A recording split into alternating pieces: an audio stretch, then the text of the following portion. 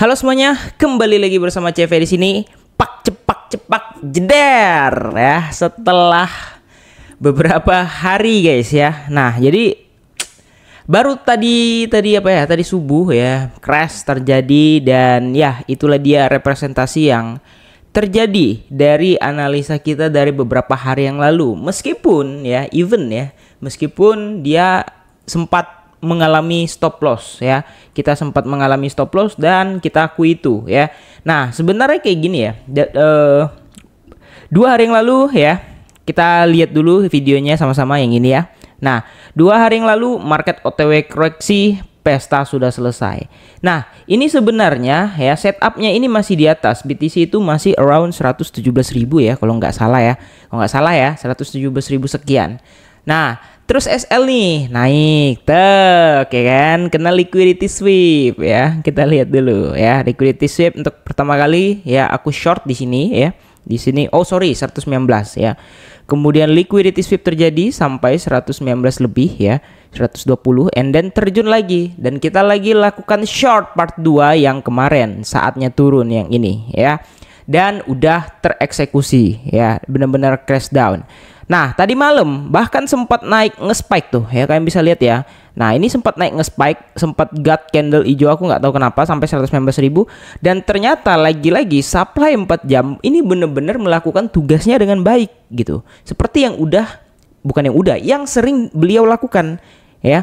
Yang sering beliau lakukan ini beliau lakukan dengan baik lagi nih supply 4 jam ini sehingga price action itu turun kayak gitu ya.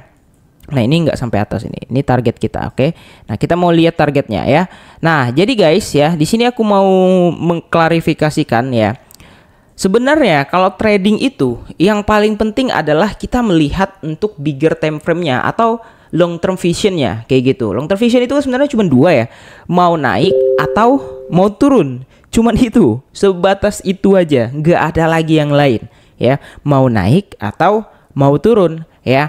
Kalau mau naik alasannya apa? Gitu ya. Sekali lagi ya. Kalau mau naik alasannya apa? Harus ada alasan dong. Jangan alasan mau naik apa bang? Wah si ini newsnya beli. Wah nggak bisa ya. Nggak bisa kalau cuman ngandalkan kayak satu berita itu aja. Nggak bisa. 100% nggak bisa. Tapi kalau misalnya mau naik nih alasannya apa? RSI-nya udah oversold gitu ya.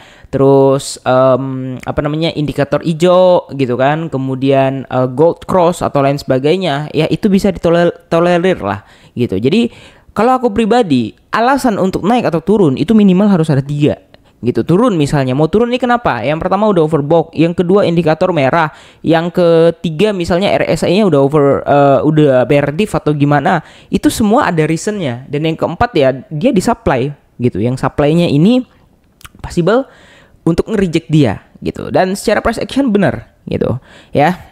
Nah, jadi kesalahan kita yang kemarin bukan salah analisa. Cuman kesalahannya terletak pada yang pertama mungkin setupnya kecepatan. Itu yang pertama. Dan yang kedua mungkin setupnya itu SL-nya terlalu tipis. Jadi hitungan risk rasionya nggak balance kayak gitu ya. Kalau kita misalnya buat SL-nya, TP-nya 1 banding sekian. Terus kita kasih lagi penjelasan kalau misalnya di sini harusnya udah 1 banding 1 atau 1 banding 2 untuk SL atau TP itu harusnya udah clear gitu. Nah, jadi permasalahan yang kemarin bukan salah analisa ya. Jadi bukan berarti dia mau naik lagi yang kayak ini ya. Kalau ini kan aku analisa dia mau naik lagi ke atas ke sekitar area ini ya.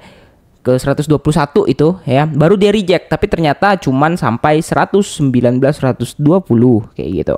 Ya nothing not bad lah sebenarnya, nothing to worry about ya, karena ya sama ya guys ya, kita bisa juga benar bisa juga salah. Kalau SL ya aku akuin SL, meskipun pada saat SL itu aku juga kurang yakin ini apakah akan turun benar-benar turun atau enggak gitu, tapi takutnya kan dia bakal ke 101 ya 121, terus di 121 tiba-tiba ada news apa jeder nge-break 121 all time high misalnya ya, itu agak sedikit menjadi ketakutan, tapi aku nggak terlalu yakin dan seyakin-yakinnya aku memang yakin dia bakal turun kayak gitu ya. Nah, jadi kira-kira ini plan lanjutan yang harus aku jelasin ya. Nah, ini sesuai dengan yang kemarin tapi ada rebalancing sedikit karena kemarin salah tarik Fibo ternyata ya.